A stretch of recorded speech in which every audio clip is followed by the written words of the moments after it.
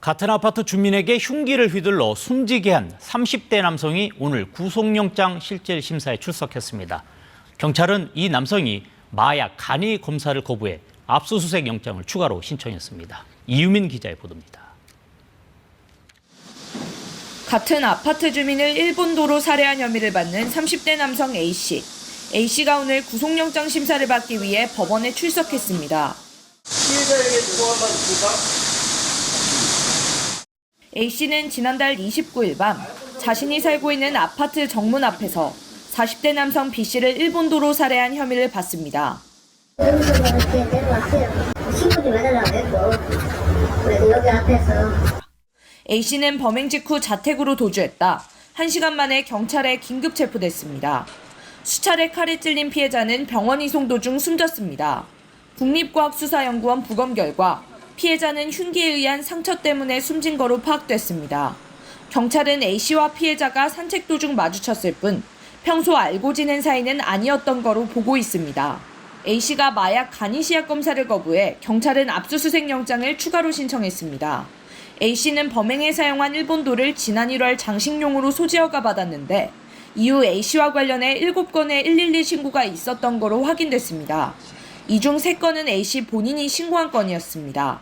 미국 대사관 앞에서 유명 해외 가수를 만나러 왔다며 초인종을 눌러 경찰이 현장 조치를 취한 건도 있었습니다.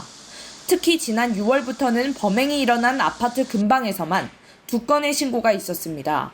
경찰은 A씨의 정신병력 여부를 확인하는 등 정확한 범행 경위를 파악할 예정입니다. 경찰은 이번 사건으로 도검 8만 2천여 정에 대한 전수점검을 실시하고 심사도 강화하기로 했습니다. KBS 뉴스 이유민입니다.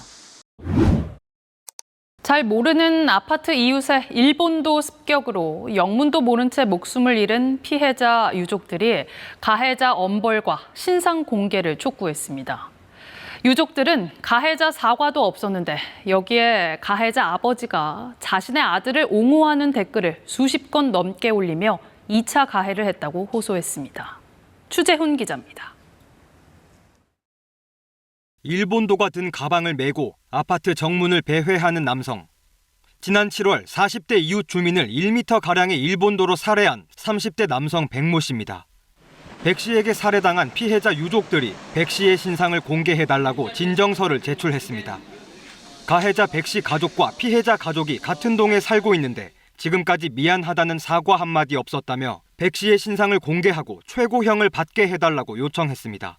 피고인의 단계에서도 범행 수단이 잔인하고 중대한 피해가 발생하고 충분한 증거가 있고 공공의 이익이 있는 경우에 신상 정보를 공개할 수 있게 되어 있습니다. 유족들은 또 백 씨의 아버지를 사자 명예훼손 혐의로 고소했습니다.